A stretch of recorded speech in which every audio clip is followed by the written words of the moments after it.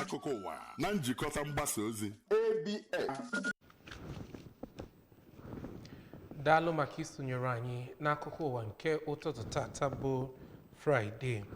Na mbụla isiokwu anyị, ndị mmadụ gara n'ihu wee na-eto Gọvanọ Soludo maka ọrụ mmepe ndị o ji maka ụmụntakịrị. Otu na-abụghị nke gọọmenti nwe akpọrọ Our Mind Foundation kwụrụ ụgwọ akwụkwọ ụmụ akwụkwọ 7 na Nnewi. Gọọmenti etiti gbapere usoro akpọrọ aircraft leasing. Na mba ofesi ka anyị ga-akọrọ gị n'ihe karịrị ụmụ akwụkwọ 16 bụ ndị nwụrụ n'ọkụ ọgba dapụtara na Kenya. Dan Okoye bụ afa m, akụkọ anyị n'uju.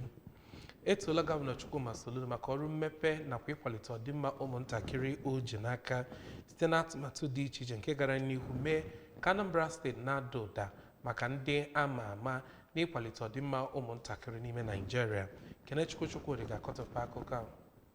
N'okwu ya na oge emere mmemme ụbọchị ụmụaka nke emerubere na Dr. Alex Ekwueme Square nke dị n'Awka, ndị kwuru okwu na oge ahụ bụkwa ndị buru ukpe ekene nye Gọvanọ Soludo dịka o si agba mbọ ịhụ na enwe ọnọdụ mgbanwe ebe ụmụaka Anambra nọ. Kọmishọna na-ahụ maka ụmụ nwaanyị bụ Odoziakụ Esther Onyekesi kwuru na isiokwu nke mmemme ụbọchị ụmụaka nke ahụ bụ nke Gọvanọ Anambra steeti na-agba mbọ ịhụ na o sonyere na ya ka mgbe oge ịhụ na ụmụaka Anambra bụ ndụ a na-enete anya ọfụma. Kọmishọna na-ahụkwa maka agụmakwụkwọ nke Anambra steeti bụ Dọkịnta Ekene Ọgụgwọ kwusiri ike na Anambra steeti na-eme ọfụma n'ihe gbasara agụmakwụkwọ, nke ha ga-agbakwa mbọ ịhụ na ihe na-aga dịka o si kwesị na ngalaba agụmakwụkwọ nke Anambra steeti. Onye bụ onye isi oche na ngalaba Awka Capital Development Authority bụ Dọkịnta Osi Ọnụkọ mere ka amata na ụmụaka bụ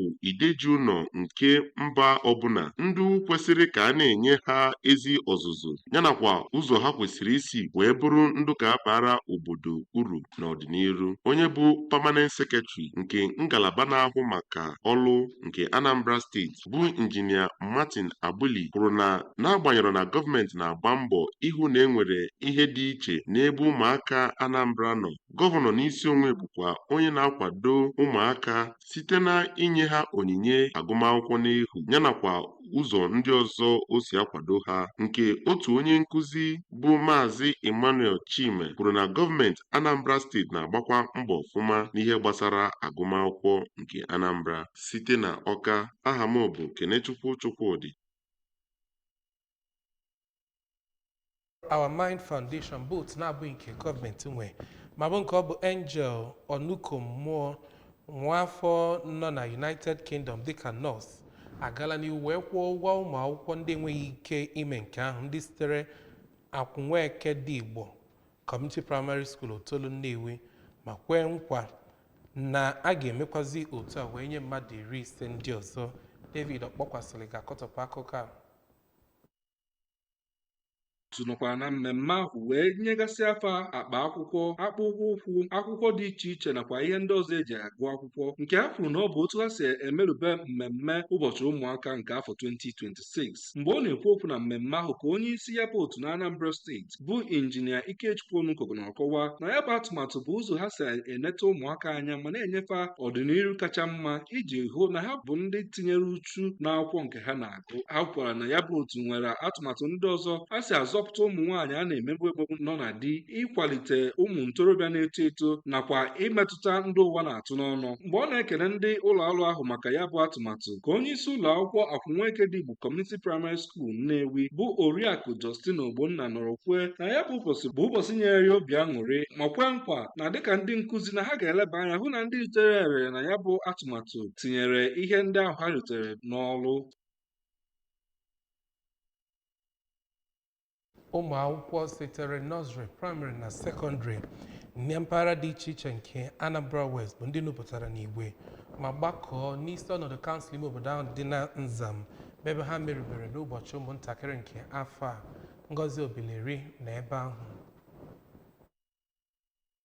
bụ nke ụmụntakịrị akwụkwọ ahụ kwụrụ n'ọgbara ma fekwa aka bụkwazi ebe a nọrọ gbaa egwu ọdịnala bụ nke nyere ndị Congress of Councilors ohere ya nakwa ndị apụganụ na ya bụ okirikiri ịgbakọta ọnụ wee nye onye isi ya bụ okpuru ọchịchị bụ Oriakụ Idi Ndive na ụmụ ha nkwado. N'ozi ekele ya ka Oriakụ Ndive kọwara na ọkpụrụkpụ okwu nke pụtara ife n'afọ a bụ nnọọ nke dị mkpa, ọ kachasị na mbọ gọọmenti nọ na Anambra steeti na-agba ugbu a ịhụ na ụmụntakịrị nwere nnọọ ohere ibe ha niile nwere n'agbanyeghị ezinụlọ ha si pụta, ụka ha na-eje na otu o si dịrị ha, ma dozie ụmụntakịrị ahụ ka ha ghara itinye aka n'ihe ọjọọ ọbụla ga-emebi ọdịnihu ha n'okwu ha dịgasị iche iche. Onye isi ndị ọrụ na ya bụ ụlọ ọrụ bụ nke a kpọrọ Head of Local Government Administration Oriakụ Ujumokebe na onye isi ngalaba Education na Social Development bụ Dr. Amara Eze-Anolue kọwara na ụmụntakịrị ahụ bịara nnọọ n'oge jirikwanụ obi aṅụrị kwado yiri ọmarịcha akwagasị maka ya bụ asọmpi. Ha nọkwazi n'oge ahụ wee kelee Gọvanọ Soludo maka ezi ọrụ ọ na-arụ ịhụ na ụmụntakịrị nọ na steeti a nwere agamniru ma nọrụkwa ebe ahụ too onye isi ya bụ okpuru ọchịchị maka mbọ ọ gbara ịhụ na ya bụ mmemme bụ nnọọ nke gara nke ọma. Ya bụ mmemme bụ ebe a nọrọ wee bunye iko nzere nyefee ndị ụlọ akwụkwọ ọbụla tụrụ ugo na asọmpi niile ha soro site na isi ụlọ ọrụ okpuru ọchịchị ime obodo Anambra West nke dị na Nzam. Abụ m Ngozi Obileri.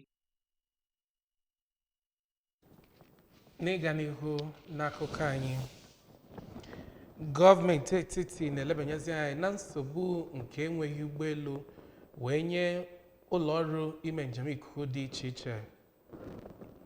Nke a bụ iji wee hụ na ihe na-aga nke ọma dịka ya na ọba ego African Development Bank ga-ejikọ aka n'ọrụ n'usoro akpọrọ Aircraft Leasing Initiative. Minista na-ahụ maka ime njem ikuku Festus Keyamo kwupụtara na Nigerian Aircraft Leasing Company nke ndị eji okwu ha abụ izu zutere na Abuja ebe elebanyere anya otu a ga-esi wee mee nke ahụ iji wee hụ na ụlọ ọrụ ime njem dị iche iche nwetara ụgbọelu ha ji ebugharị ndị mmadụ. Na mba ofesi ka anyị nụrụ n'ihe karịrị mmadụ 16 bụ ụmụ akwụkwọ sitere n'ụlọ akwụkwọ nwere ebe obibi bụ ndị nwere mgbe ọkụ ọgba dapụtara n'ebe obibi ụmụ akwụkwọ ahụ nke ga-ewe kilomita 120 wee gaba isi obodo Kenya bụ Nairobi. Mmadụ 74 ndị ọzọ merụrụ ahụ dịka ha nọ n'ụlọ ọgwụ wee na-enweta ọgwụgwọ. Ọkụ ahụ bụ nke dapụtara na Utumishi Girls School malitere n'ụzọ ụtụtụ ụbọchị Tọzdee mgbe ụmụ akwụkwọ ka na-ehi ụra. N'ama egwuregwu ka anyị nụrụ na gọọmenti etiti enyela nkwado ka e wee kwalite ewumewu nakwazi ihe ndị ọzọ ga-akwalite ihe ịga n'anya na Moshood Abiola National Stadium Abuja dịka a na-enwogharị ewumewu egwuregwu dị iche iche nke ala anyị a.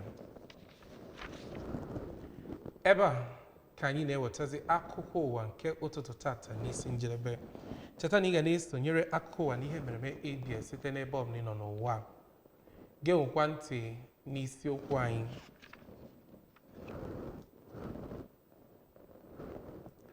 Etoola Gọvanọ Soludo maka atụmatụ mmepe na ịkwalite ọdịmma ụmụntakịrị ojii na steeti ya. Otu na-abụghị nke gọọmenti nwe akpọrọ Our Mind Foundation akwụghị ụgwọ akwụkwọ ụmụ akwụkwọ 7 na Nnewi. Gọọmenti etiti ga-agbape usoro ibunye ụlọ ọrụ ime njem ikuku ụgbọelu nke akpọrọ Aircraft Leasing Initiative. Ikpeazụ ka anyị mere ka ịmata ka o si akpọrọ na mba ofesi site n'ịkọrọ gị na ụmụ akwụkwọ 16 bụ ndị nwụrụ ebe mmadụ 74 merụrụ ahụ mgbe ọkụ ọgba dapụtara n'ụlọ akwụkwọ nwere ebe obibi na Kenya. Ebe a ka ọ kwere ọnụ bụ akụkọ anyị nke ụtụtụ tata n'aha ndị dum nyere aka iji wee hụ na akụkọ ụwa nke ụtụtụ tata rutere gị. Dan Okoye Bafam, kene gị maka isonyere anyị, sị gị ka ọ dị.